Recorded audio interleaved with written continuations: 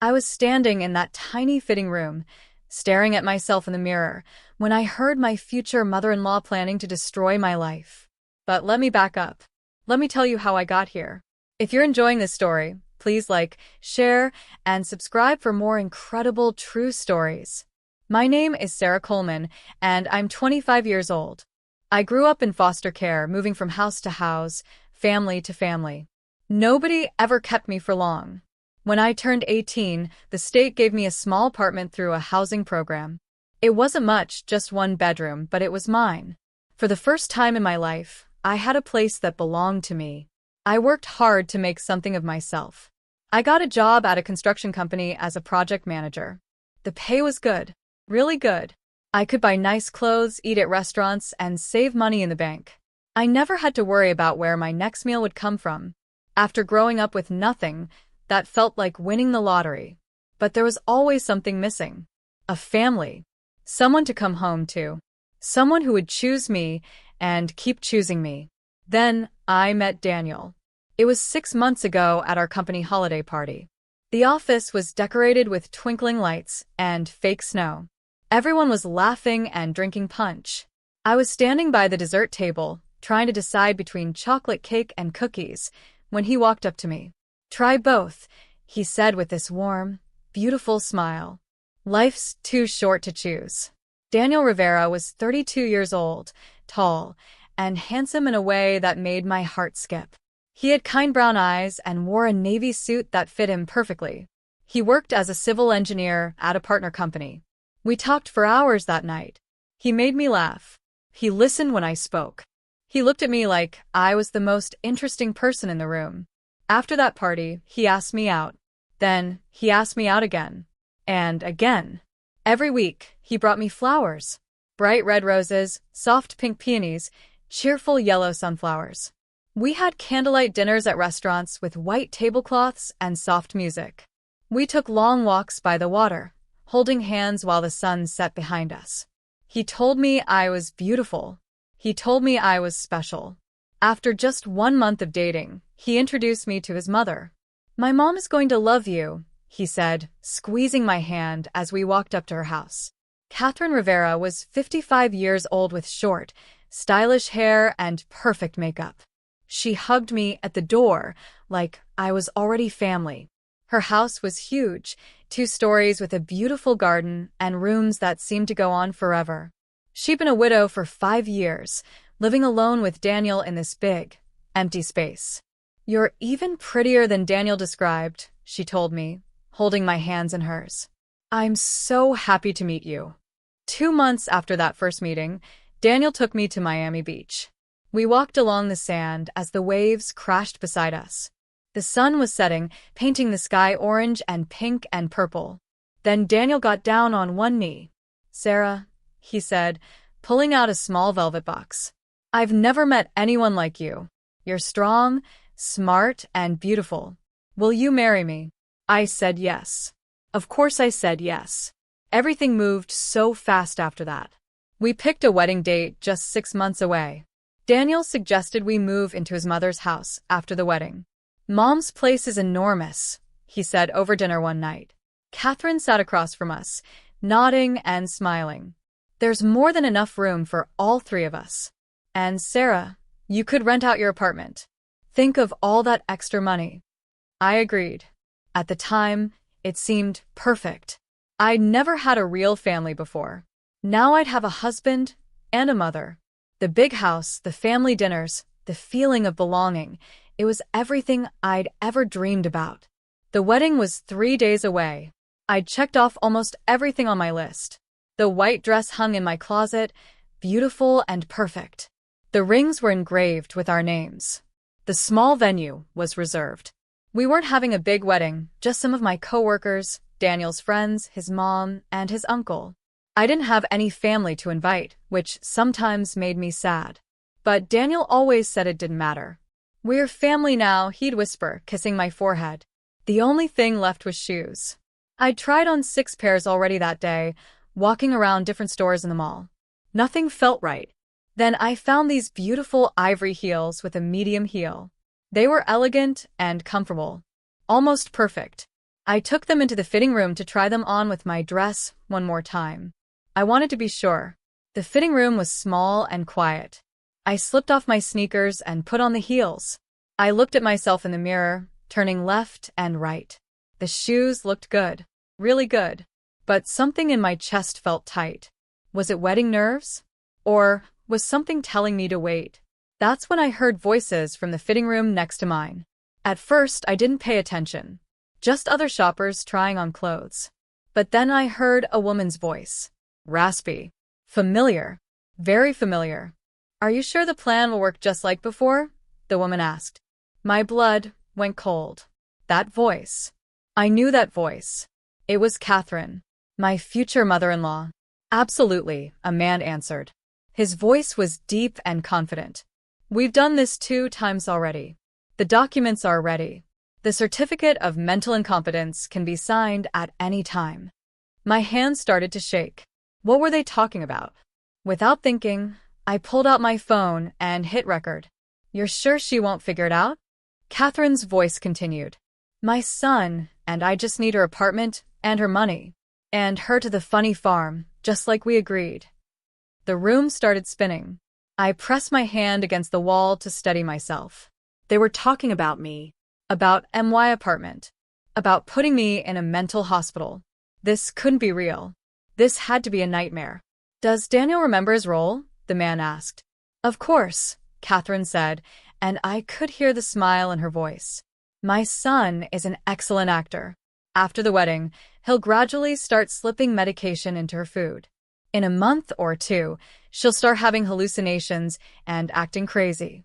Then we'll call an ambulance. And with the apartment paperwork already signed over, we'll have everything.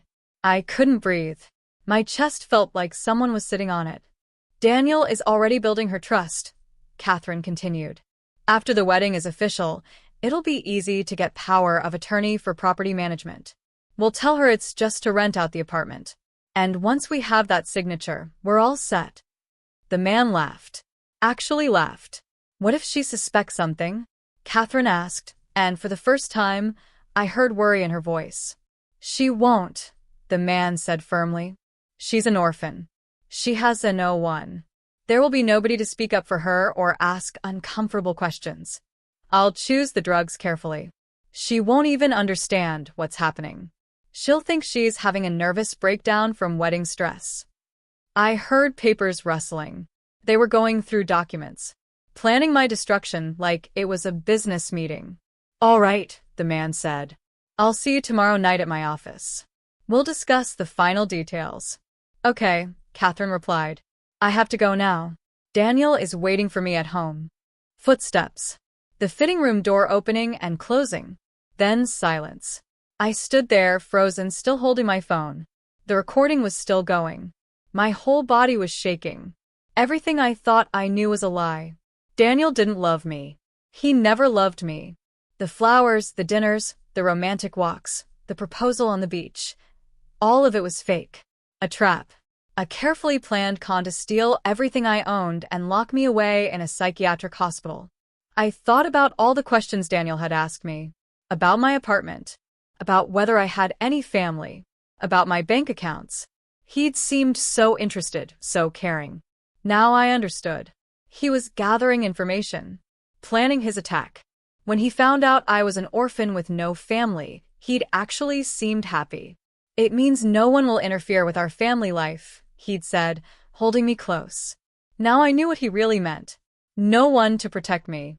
No one to ask questions when I disappeared into a mental hospital. I pulled off the ivory heels with trembling hands. I didn't care about shoes anymore. I didn't care about the wedding dress hanging at home, or the engraved rings, or the reserved venue. I cared about surviving. I had 3 days until the wedding.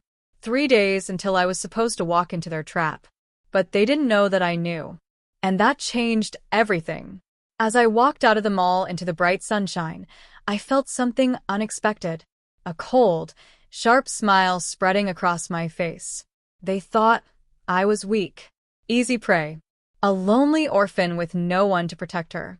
They were about to learn how wrong they were. I sat in my car in the parking lot for what felt like hours, but it was only 20 minutes. My hands were still shaking. I played the recording back 3 times, making sure I hadn't imagined it. Catherine's raspy voice came through crystal clear. My son, and I just need her apartment and her money. And her to the funny farm, just like we agreed. It was real. All of it was horribly, terribly real. I saved the recording to 3 different places, my phone, the cloud, and I emailed it to myself. This was my proof. My weapon. But what was I supposed to do with it? I drove home on autopilot, my mind racing faster than my car. When I unlocked my apartment door, everything looked different. The couch Daniel had helped me pick out. The coffee table where we'd had breakfast together last Sunday. The framed photo of us on my bookshelf, both smiling like we didn't have a care in the world. It was all poison now. I sat on my bed and forced myself to think, to really look back at the past 6 months with new eyes. The red flags had been there all along. I just hadn't wanted to see them. I remembered the second time Daniel came to my apartment. He'd walked around like he was measuring it with his eyes. "This is a great place, Sarah," he'd said. "1 bedroom in this neighborhood? You could get serious money if you ever rented it out." At the time, I'd been flattered. I thought he was impressed by what I'd achieved. Now I realized he was calculating its value. Then there was the time he'd asked about my bank accounts. We were having dinner at an Italian restaurant and he'd casually asked, "Do you have savings? Investments? I'm just curious because I want to make sure we're on the same page financially before we get married." I told him everything. How much I made. How much I'd saved. That I had no debts and owned nothing except my apartment. "Wow," he'd said, reaching across the table to hold my hand. "You're so responsible.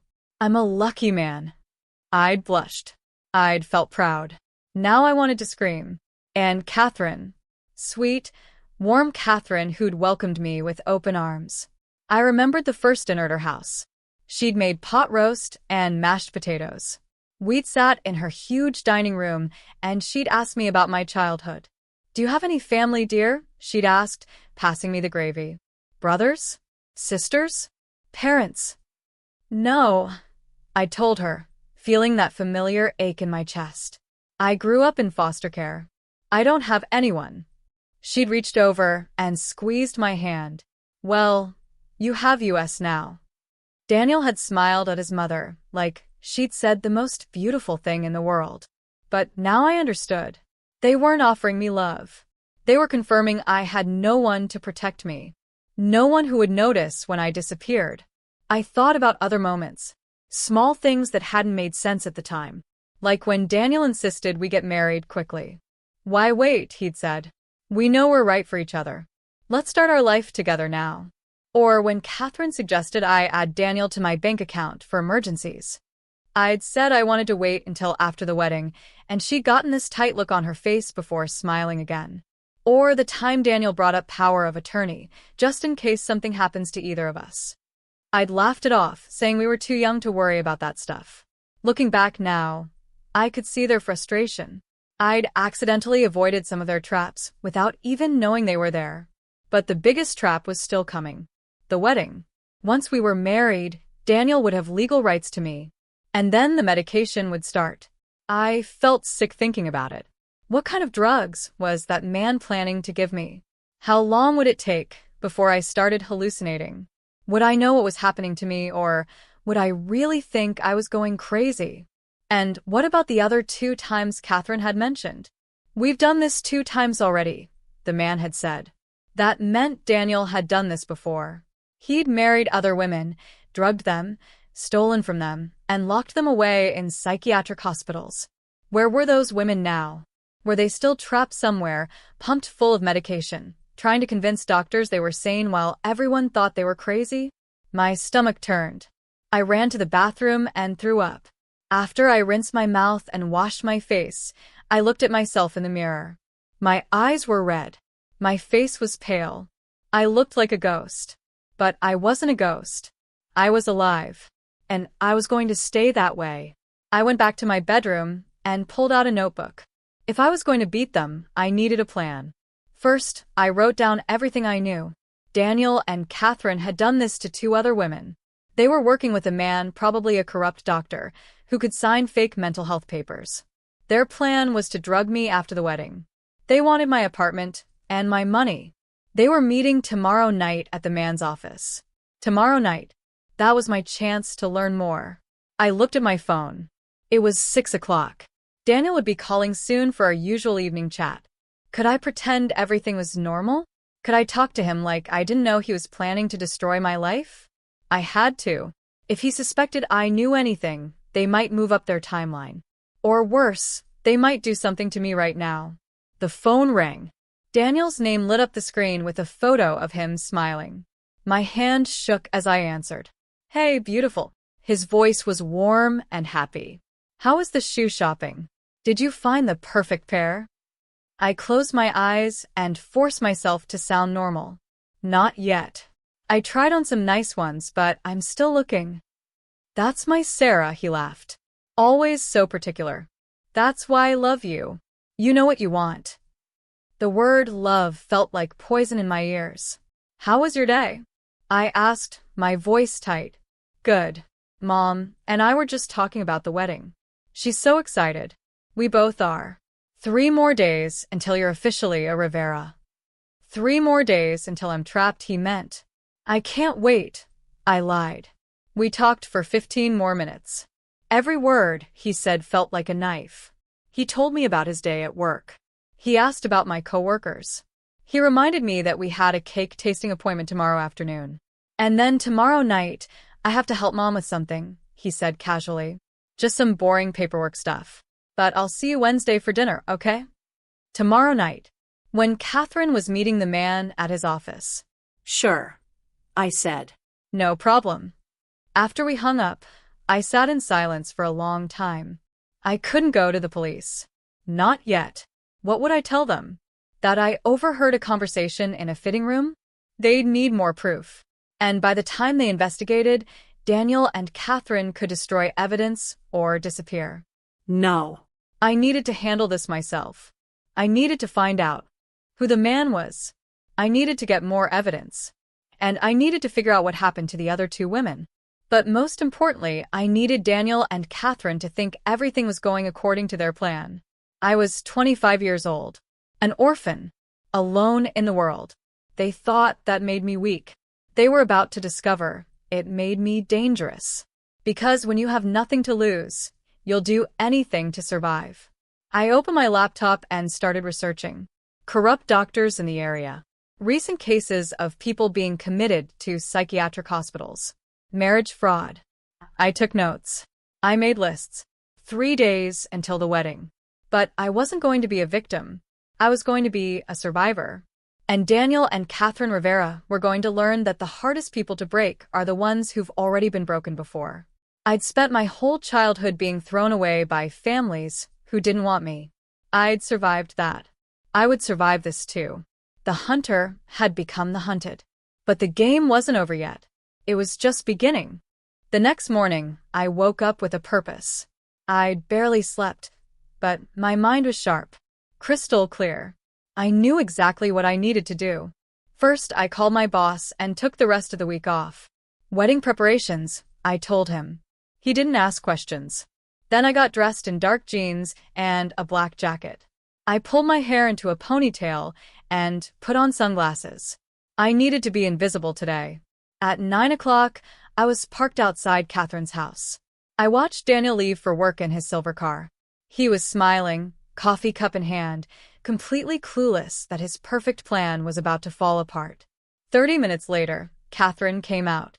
She was dressed nicely, carrying her nurse's bag. She got into her car and drove toward the county health clinic where she worked. But I wasn't following Catherine. I was waiting for something else. Around 11 o'clock, a black sedan pulled up to the house. A man got out, tall, gray hair, expensive suit. He looked around nervously before walking to the front door. He had a key. I took photos with my phone. Lots of them. He was inside for 20 minutes. When he came out, he was carrying a folder. More photos. I followed his car at a safe distance. He drove to a medical building downtown and parked. The sign on the building read, Dr. Richard Chun, psychiatrist. Bingo. So this was their inside man. A psychiatrist who could sign papers saying I was mentally incompetent. A doctor who'd probably done this for them twice before. I took more photos of the building, his car, his license plate. Everything. But I needed more. I needed to catch them together. I needed proof they were planning this. Tonight. Catherine's meeting at his office. I spent the afternoon at the public library, using their computers to dig deeper. I searched for Dr. Richard Chen's history. Clean record, good reviews, respected in his field. But then I found something interesting. 3 years ago, a patient's family had filed a complaint against him. They claimed he'd diagnosed their daughter with severe mental illness and had her committed, even though she was fine. The case was dropped due to lack of evidence, but the family statement was still online. Our daughter kept saying Dr. Chen was working with her husband to steal her money. Everyone thought she was paranoid. Now she's been in a psychiatric facility for 2 years, and her husband sold her house and disappeared with everything. My hands shook as I read. This was one of them. One of Daniel's previous victims. I kept searching. An hour later, I found another case. Different name, but the same pattern. Woman marries a man quickly. Woman starts acting crazy. Dr. Chen signs commitment papers. Woman loses everything. 2 victims. Just like Catherine had said. And I was supposed to be victim number 3. I printed everything and stuffed it in my bag. Then I drove to a store and bought something I never thought I'd need, a small recording device. The kind you could hide in a pocket or a purse. At 5 o'clock, I grabbed coffee and a sandwich, even though I couldn't taste anything. I was running on adrenaline now. At 6:30, I was parked outside Dr. Chen's office building. Most of the offices were closing. People were leaving for the day. The parking lot was getting empty. At 7 o'clock, Catherine's car pulled in. She looked around carefully before getting out. She was wearing a scarf and dark glasses, like she was trying to hide. She went inside the building. I waited 5 minutes. Then I grabbed my phone and the recording device and followed her. The building lobby was quiet. A directory on the wall showed Dr. Chen's office was on the 3rd floor. I took the stairs instead of the elevator, quieter that way. The 3rd floor hallway was empty and dim. Most doors were dark. But light came from under one door at the end, Suite 304. Dr. Richard Chen, psychiatrist. I crept closer. The door wasn't completely closed, just pushed shut, not latched. Voices came from inside. I pressed the recording device against the door crack and hit record. Then I pulled out my phone and started recording too. Double backup. Everything's ready for Saturday, Dr. Chen was saying. After the wedding, you'll have about 6 weeks before we make the move. 6 weeks of Daniel slipping the medication into her food, Catherine replied. Will that be enough? More than enough. The drugs I'm providing will cause visual hallucinations, paranoia, and emotional instability. She'll start acting erratic. That's when Daniel calls me, concerned about his new wife's mental state. I'll do an evaluation and determine she's a danger to herself. And the commitment papers? Catherine asked. Already prepared. I just need to fill in the date. Once she's in the facility, she'll be so drugged up she won't be able to convince anyone she's sane. And with Daniel as her legal husband, he'll have complete control over her assets. My heart was pounding so hard I thought they'd hear it through the door. What about the apartment? Catherine pressed. The power of attorney Daniel gets her to sign before the breakdown will cover everything. He'll rent it out for a year, then sell it. By the time anyone questions anything, if anyone even does, you'll both have the money, and she'll have a documented history of severe mental illness. They laughed. Actually laughed. You know, Richard, Catherine said, when Daniel first came to me with his plan after his father died and left us with nothing, I thought he was crazy. But it worked with Jessica. And then with Amanda. And now. Sarah will be even easier, Dr. Chen interrupted. No family. No support system. The perfect victim. Jessica. Amanda. The 2 women before me. I had names now. Same split as before? Catherine asked. You get 30%. Daniel and I split the rest? That's the agreement, Dr. Chen confirmed. Though this one's apartment is worth more than the others. We're looking at a bigger payday. I'd heard enough. More than enough. I backed away from the door silently and hurried down the hallway, down the stairs, out to my car. I sat in the dark parking lot, checking both recordings. Crystal clear. Every word, every detail of their plan. I had them. But what now? I could go to the police. But would they arrest them based on a recording? They hadn't actually done anything yet. Would it be enough? And even if they got arrested, what about Jessica and Amanda?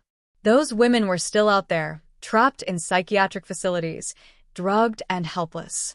No. I needed to do this differently. I needed to make them confess in a way no one could ignore. An idea started forming in my mind.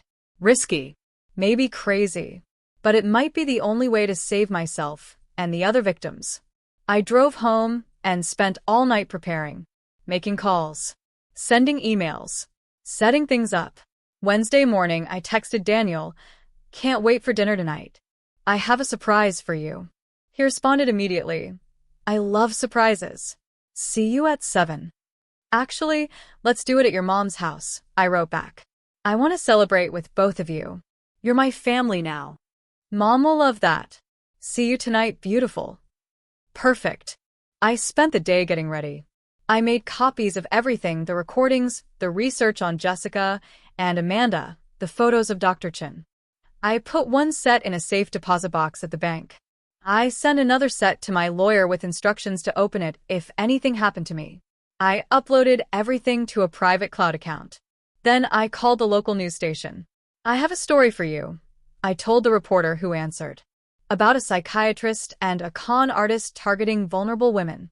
But I need you to be at a specific address tonight at 8 o'clock. Can you do that? The reporter was interested. Very interested. I gave her just enough details to hook her. "Be there at 8, I said. "And bring a camera. You're going to want to record this." At 6:30, I got dressed. Not in my wedding dress, but in a nice outfit. I looked confident, strong. I drove to Catherine's house for what I knew would be the last time. Daniel answered the door with a huge smile. "There's my bride-to-be." He tried to kiss me. I turned my head, so he got my cheek instead. "Where's Catherine?" I asked. "In the kitchen. She made your favorite lasagna." We walked into the dining room.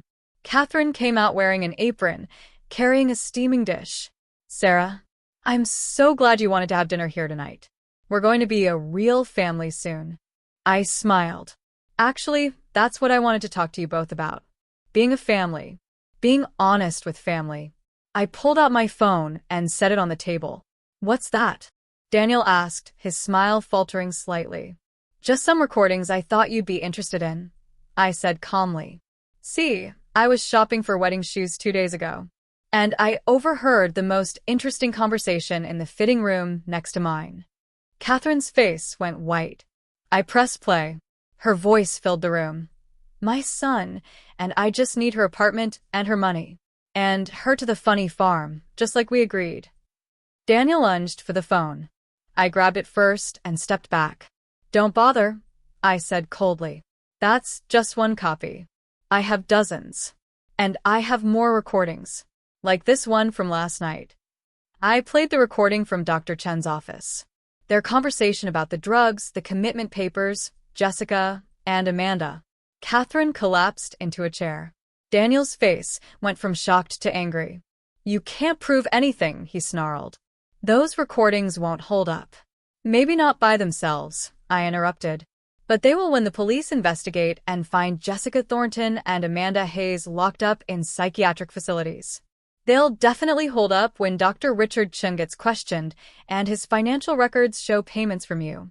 And they'll be very convincing when the news reporters get here in about 5 minutes." "News reporters?" Catherine whispered. As if on cue, the doorbell rang. Daniel looked at me with pure hatred. "You're making a big mistake." "No," I said firmly. "You made the mistake. You thought I was weak because I was alone. You thought being an orphan meant I had no one. But you know what?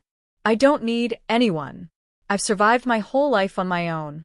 I've been thrown away, forgotten, and abandoned by more people than you can imagine. And I'm still here. The doorbell rang again. Voices outside. Cameras. You picked the wrong victim, I continued. Because I'm not a victim at all. I'm a survivor. I walked to the door and opened it. News cameras, reporters, and behind them, police cars. Red and blue lights flashing. I'd called them too. An officer stepped forward. We got an anonymous tip about fraud and conspiracy, along with some very interesting recordings. I turned back to look at Daniel and Catherine one last time. They looked small now. Scared. Oh, and by the way, I said sweetly, the wedding's off. 2 months later, I sat in a coffee shop reading the newspaper. The headline read, Local psychiatrist and son-mother duo arrested for marriage fraud scheme. Dr. Richard Chen, Daniel Rivera, and Catherine Rivera had all been charged. The evidence was overwhelming. The recordings, the financial records, the testimonies. But the best part? Jessica Thornton and Amanda Hayes had been released from their psychiatric facilities. They were getting help, real help, and working with lawyers to get their money back. I'd met them both. We'd cried together. Hugged. They called me their hero. But I wasn't a hero. I was just someone who refused to be a victim. My apartment was still mine. My money was still mine. My life was still mine. And I was never giving any of it up again. If this story moved you, please like this video, share it with someone who needs to hear it, and subscribe for more incredible true stories. Have you ever discovered someone's true intentions just in time? Share your story in the comments below. Remember, trust your instincts. They might just save your life. Thank you for watching, and remember, you are stronger than you think. You are braver than you believe. And you are never truly alone.